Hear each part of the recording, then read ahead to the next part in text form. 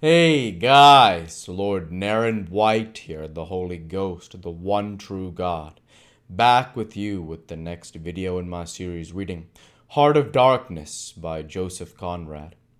Without further ado, returning to Heart of Darkness as read by Lord Naren White.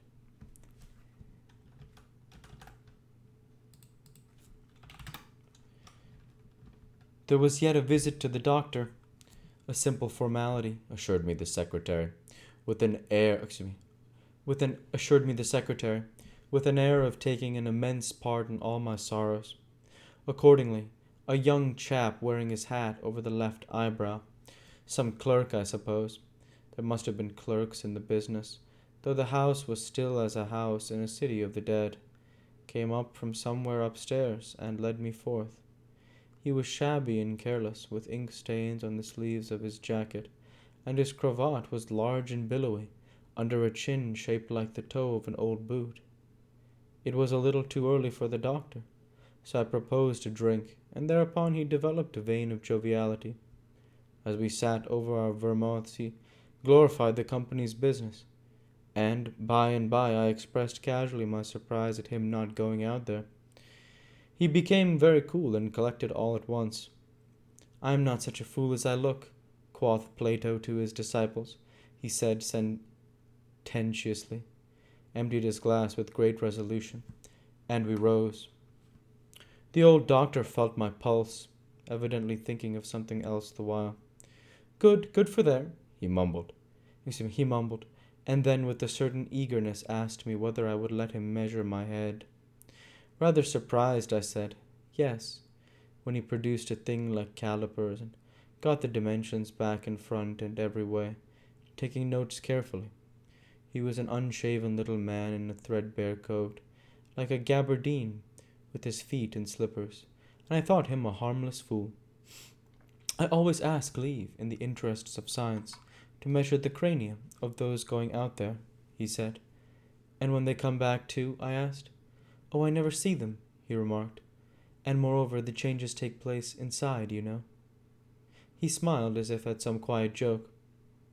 "So you are going out there? Famous? Interesting too?" He gave me a searching glance and made another note. "Ever any madness in your family?" he asked, in a matter-of-fact tone. I felt very annoyed. "Is that question in the interests of science too?" "It would be," he said, without taking notice of my irritation.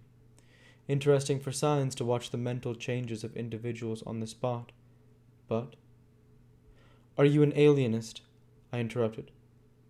"Every doctor should be a little," answered that original imperturbably. "I have a little theory which you messieurs go out there must help me to prove.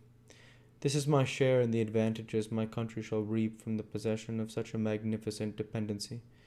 The mere wealth I leave to others. Pardon my questions, but you are the first Englishman coming under my observation." I hastened to assure him I was not in the least typical. "If I were," said I wouldn't be talking like this with you." "What you say is rather profound, and probably erroneous," he said with a laugh. "Avoid irritation more than exposure to the sun. Adieu." "How do you English say, eh?" "Goodbye." "Ah, goodbye." "Adieu." In the tropics one must before everything keep calm." He lifted a warning forefinger. Do calma, adieu."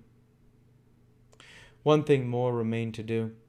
Say goodbye to my excellent aunt. I found her triumphant. And a cup of tea. I had a cup of tea.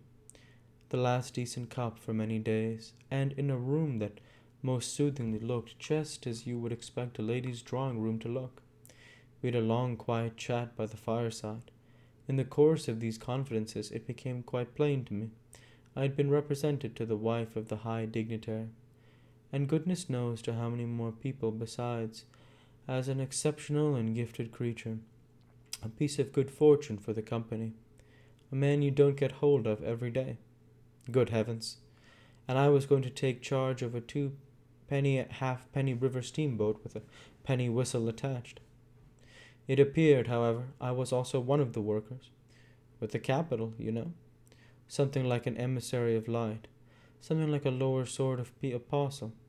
There had been a lot of such rot let loose in print and talk just about that time, and the excellent woman, living right in the rush of all that humbug, got carried off her feet.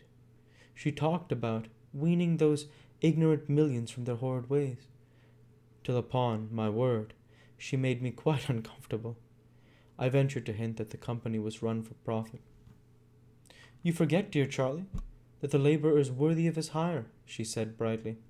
It's queer how out of touch with truth women are.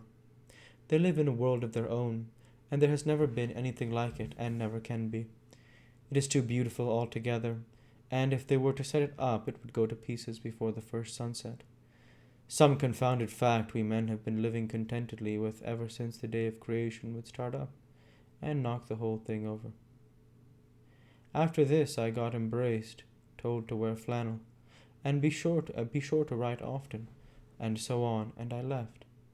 In the street, I don't know why, a queer feeling came to me that I was an impostor.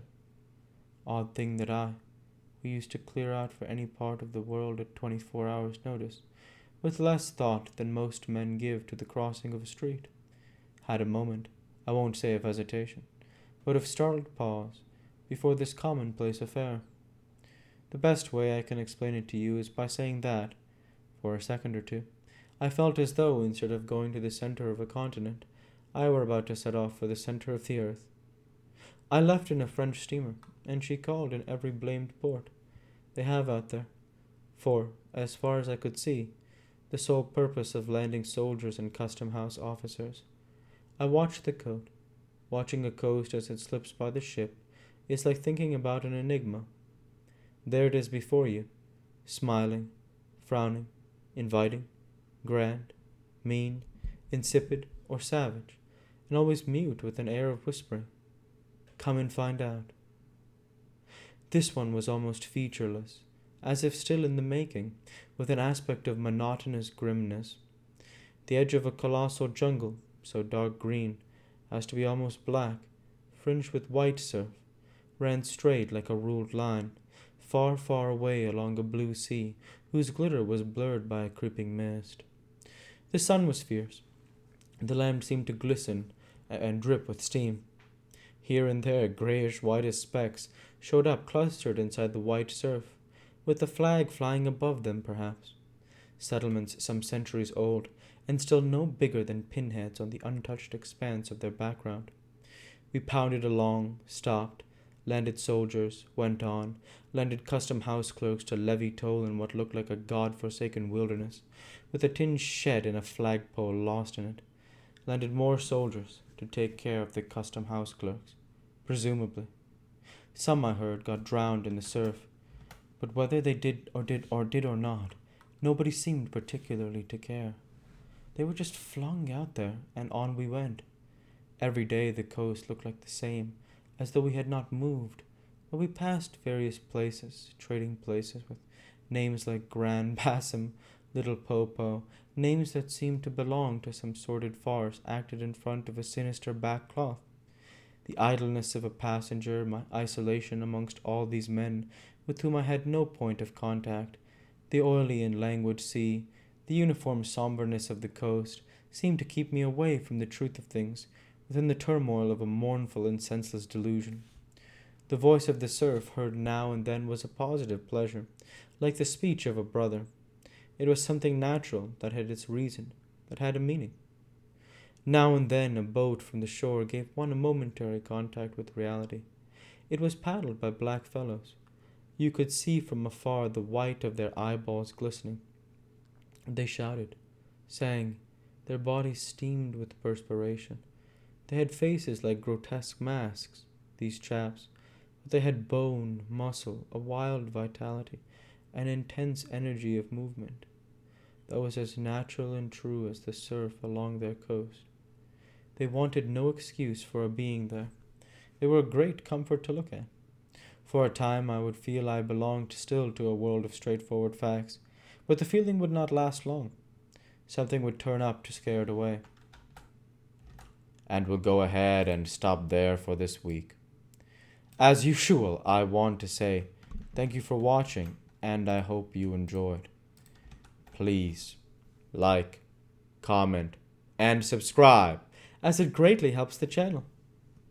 Light be with you all. Take care, and thanks again.